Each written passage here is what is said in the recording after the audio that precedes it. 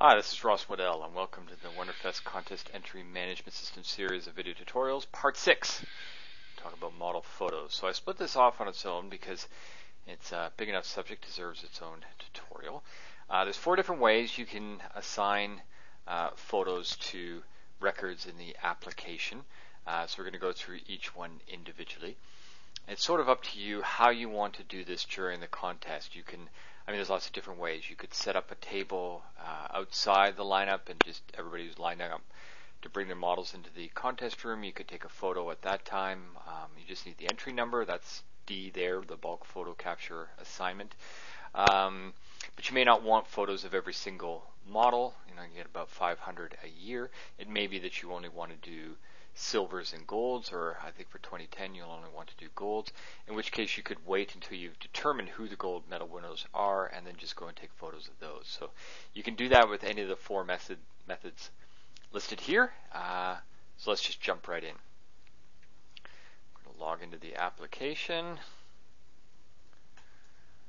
I always say open, and here we go.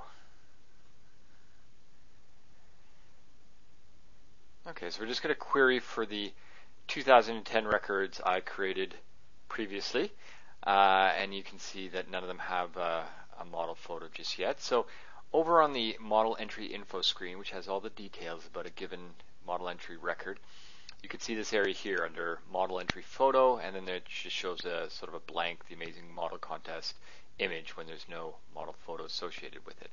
So the first way we're going to talk about is through the disk drive. If you happen to have all the JPEGs on a folder either on this PC or a USB drive that was connected to this PC, you could just go directly to the disk drive and say, pick one of these. So this is from 2009. You can tell by the folder above. It doesn't really matter for this purpose.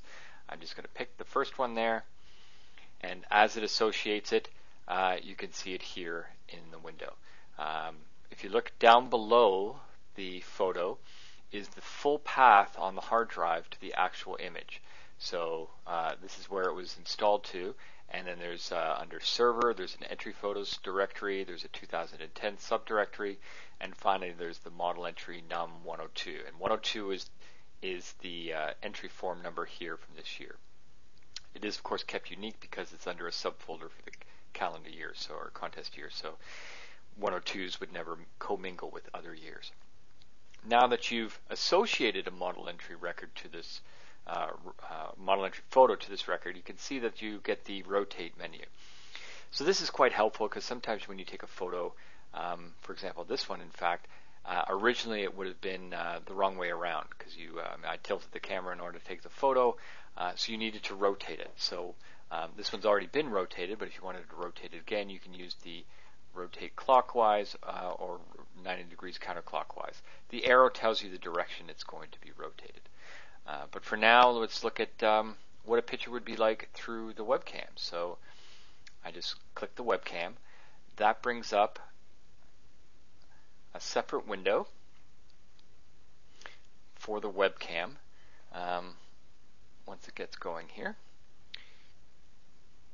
you can see that the first thing it does is it shows you exactly what the webcam is pointed at. It's kind of like a preview window, which is very helpful. In this case, it's looking at the upper model shelf in my room here. So you can move the webcam around, position it any way you want, and say, okay, now there's what I want to take the photo. Take the photo, and what it do is it'll grab a snapshot of what you saw in the preview window and put it over on the right-hand side. Now, until you click save, nothing's going to happen to the underlying model entry record. You can reposition it, you could zoom in and take another photo. Not until you save will you see the record behind you change. But I'm going to go ahead and do that now. And you'll see behind the scenes, once I click save, my mouse is not behaving. There we go. You can see it update the record behind it. And then if you weren't happy with that photo, then you could take another one and click save again and it would update it. In this case, we're going to move on. So that's what the webcam screen looks like. Now, if we wanted to take a photo with a digital SLR, I have a Nikon D40X, but this has worked with a Canon PowerShot it should work with any relatively up-to-date digital SLR. Basically, you connect the camera to your PC via USB cable, and then you can programmatically take control of the DSLR using this screen. So right now, I'm just going to take a photo, and my camera went off, and the flash nearly blinded me. And in a second, it'll update, and it'll show you what it saw on the camera. So if I click save, it's going to save behind the scenes that photo.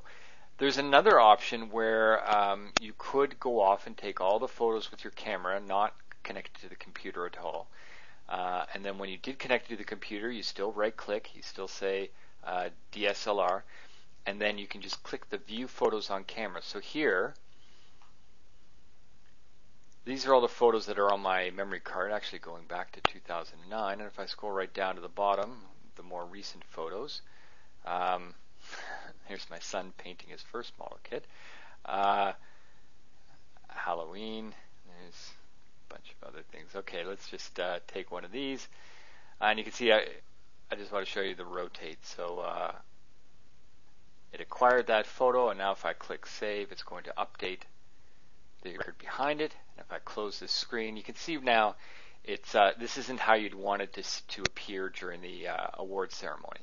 And it's obviously the wrong way around. So if I right-click, rotate, in this case I want to go 90 degrees counterclockwise,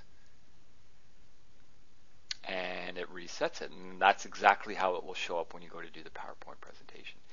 I guess one thing to mention on the right-click menu is you can remove the model photo. So if you happen to make a mistake or for whatever reason you want to remove that photo, you just right-click, remove model photo, ask you to confirm, and then away you go. So the last thing I want to show you is the bulk photo feature. So if you go to the Tools menu and Entry Photos and Quick Capture, this lets you take multiple photos, and all you have to do is enter the entry number. So I can take a photo, and this time it's just acquiring the image now from the camera. This time when I click Save, it just prompts me for an entry number because it's not associated with the record you see behind you on the back of the screen. It's just any photos. This is how you do the bulk one. So I could say this is 102. Click OK. Then I could take another photo. Let's say take one from the camera.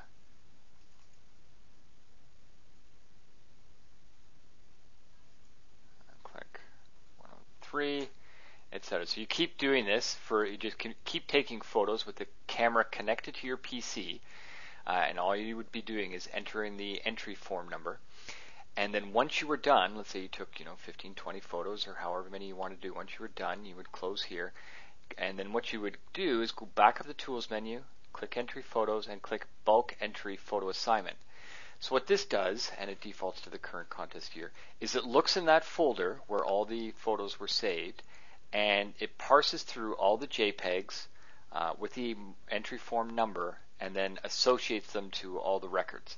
So if I click OK, it's going to say bulk assignment completed, and a total of 2 photos were successfully associated to their entry record. So I only took 2, and it associated them. So if I now click on this one,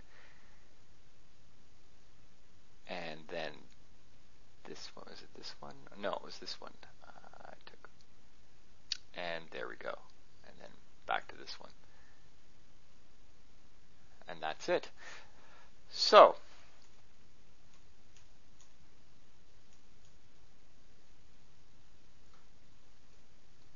let's go to our last screen. So that's it for Part 6, Model Photos.